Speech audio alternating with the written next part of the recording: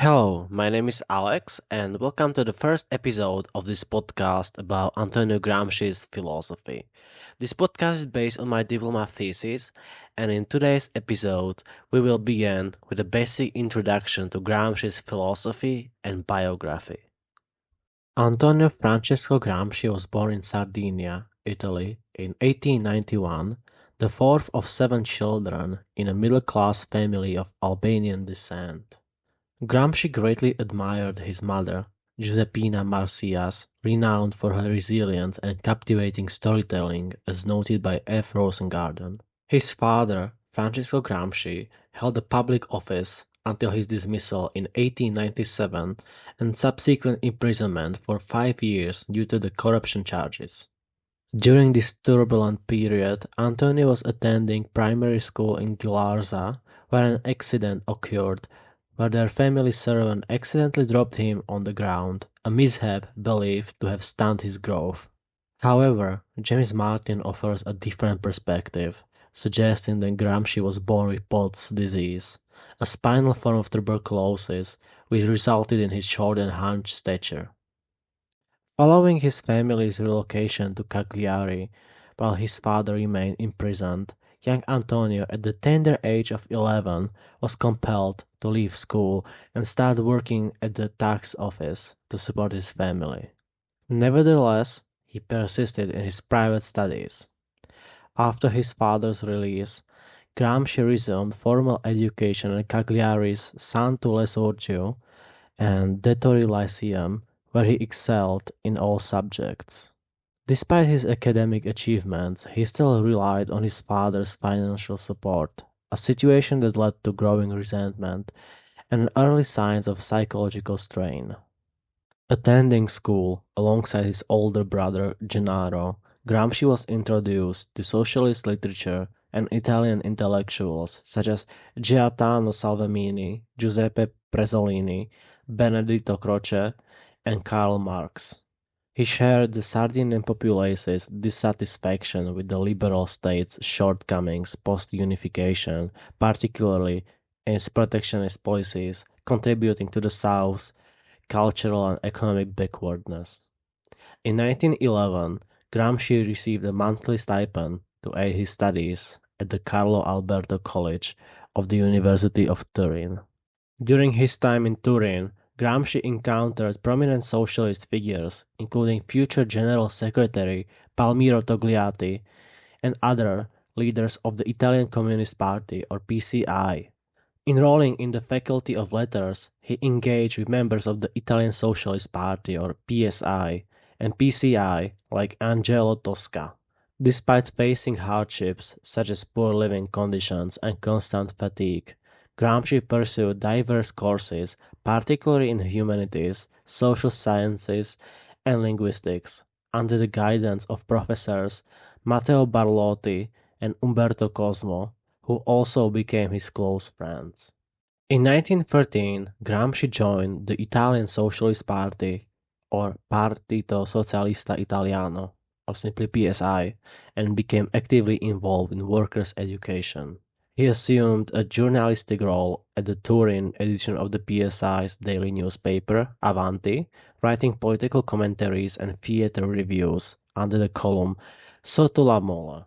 Simultaneously, he participated in workers' study circles, delivering lectures on various topics ranging from Romain Rolland's novels to Paris Commune and the writings of Karl Marx. The outbreak of the World War I divided Italian socialist factions, leading to interventionist and neutral stances. Gramsci, possibly influenced by Benito Mussolini's, who was a socialist at the time, advocacy for proactive measures aligned with the interventionist camp. Subsequent to the Russian revolutions of 1917, Gramsci leaned towards the PSI's pro-Russian faction, assuming roles such as secretary of the Turin Socialist Executive Committee and editor of Il Grido del Popolo. It was during this period that he began formulating his theory of socialist revolution within advanced capitalist societies, recognizing the distinct socio-political conditions of Western Europe. The years 1921 to 1926, dubbed "Iron and Fire" in reference to Mussolini's rise and subsequent suppression of liberal and socialist dissent, marked Gramsci's most productive period before his incarceration. He focused on establishing factory councils while advancing within the ranks of PSI and PCI. Persecution forced Gramsci into exile in Vienna in late 1923, where he established the PCI's Foreign Bureau to maintain ties with Italy. Advocating for a united front approach with other radical groups, he launched l'Unità, a daily party newspaper aimed at fostering class consciousness among urban workers and rural peasants. Elected to the Italian parliament in April 1924, Gramsci enjoyed parliamentary immunity but disagreed with Bordiga's leadership. Despite this, he returned to Italy in May and resumed his PCI activities, eventually succeeding Bordiga as a general secretary. In addition to his political endeavors, he married Julka Schutz, a musician and member of the Russian Communist Party. In January 1926, Gramsci collaborated with Togliatti on the Lyons thesis, emphasizing the need to adapt Marxist theory to Italy's specific conditions. They critiqued the consequences of Italian unification, highlighting stark class division between the North and South and the entrenched semi-feudal economy in the South. They attributed these disparities to a collaboration between the northern industrialists and southern landowners. Expressing concerns about the growing Trotsky-Stalin schism and its implications for the USSR's leadership, Gramsci's warnings were never conveyed to Soviet authorities. On November 8, 1926, he was arrested and imprisoned by the fascist regime. Despite his parliamentary immunity, Gramsci was unjustly sentenced to 20 years, 4 months and 5 days in prison on false charges of conspiring in Mussolini's murder attempt in Bologna. However, according to a letter from Gramsci's wife, it was evident that he had no involvement in the incident and was unaware of it. In the letter, penned shortly after his arrest, Schucht still held optimistic views about Gramsci's arrest. Quote, "Yet I hold on to hope that his release could happen any moment, as many comrades arrested alongside him have already been freed." End of quote. In 1927, Gramsci was transferred from Rome to the island of Ustica before being relocated to Milan, where he endured isolation and interrogation. Despite restrictions, he maintained the ability to read and write, sharing his literary aspirations with his sister-in-law, Tatiana Schucht, who remained in Italy. Expressing a desire to create enduring works, quote-unquote, for eternity, he began drafting his seminal prison notebooks in 1929, a task that continued throughout subsequent imprisonments in Turri di Bari from June 1928 to November 1933 and a period under police protection in Formia. In May 1928, a special tribunal in Rome sentenced Gramsci for 20 years, 4 months and 5 days in prison.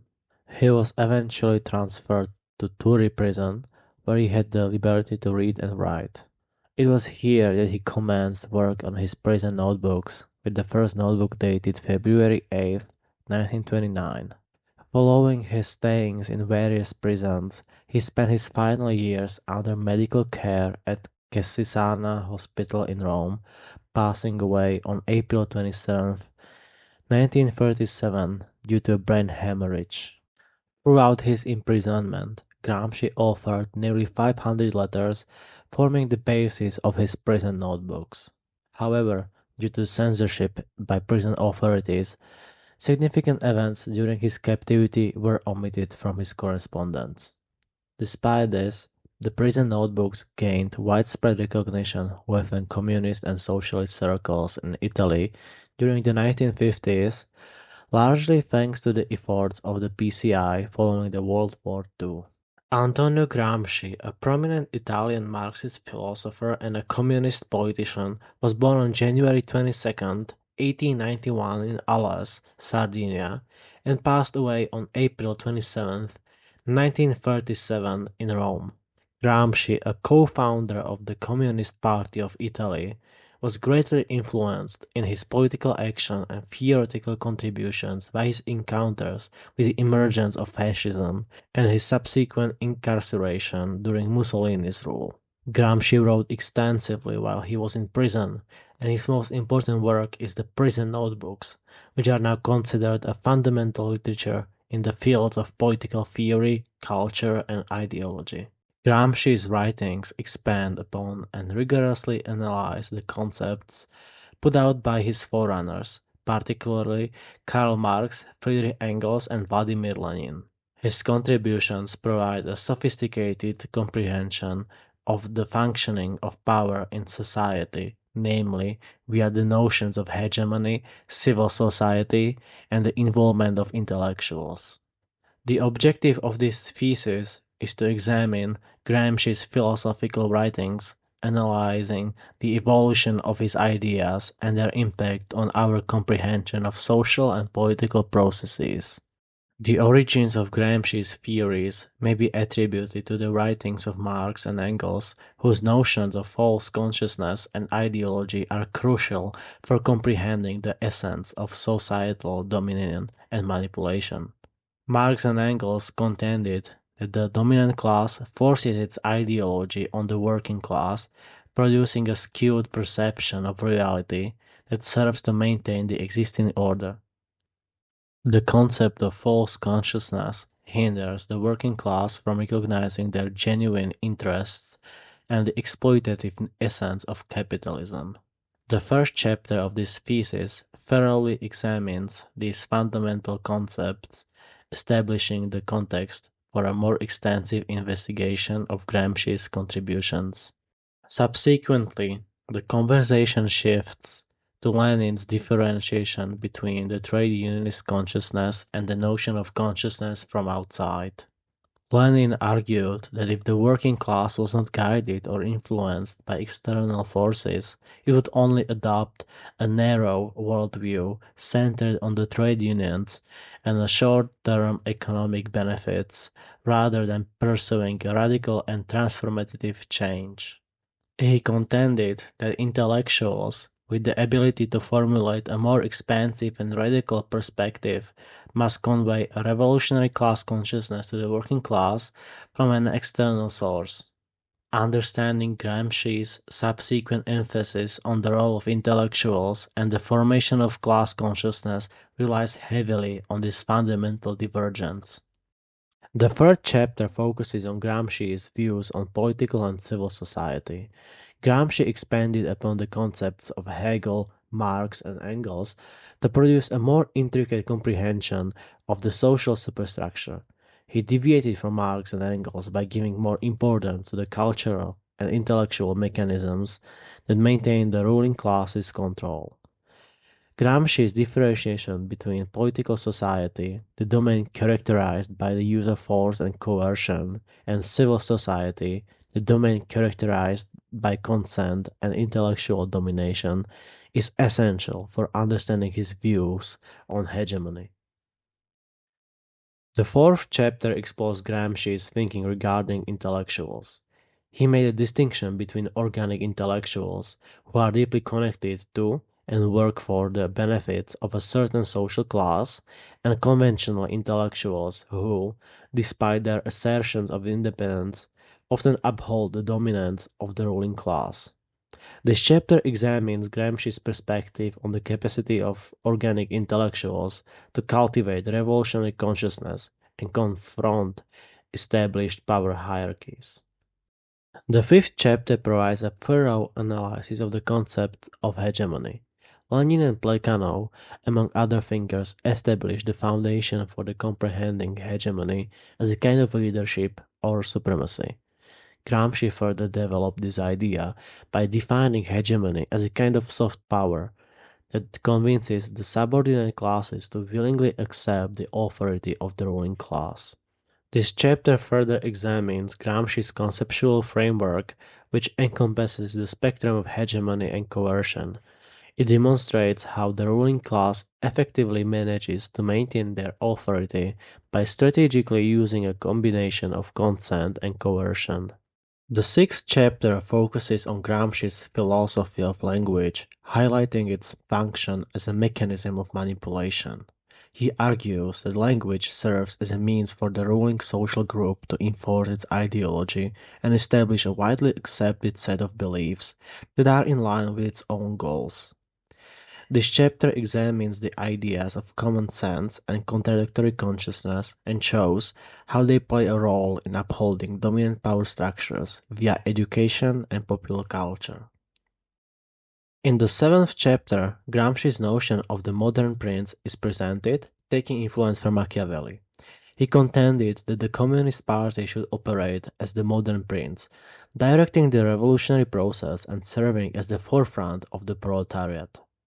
This chapter also explores Gramsci's concepts of war of position and war of maneuver, emphasizing tactics for attaining and solidifying authority.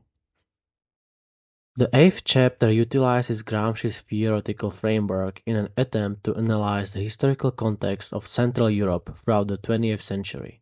This section explores the hegemonic and coercive relations between the Nazi Germany and its subordinate nations, as well as the USSR's control over Hungary and Czechoslovakia. An analysis is carried out to examine the involvement of intellectuals and governmental apparatuses in repressing counter-hegemonic movements, serving as a practical demonstration of Gramsci's concepts.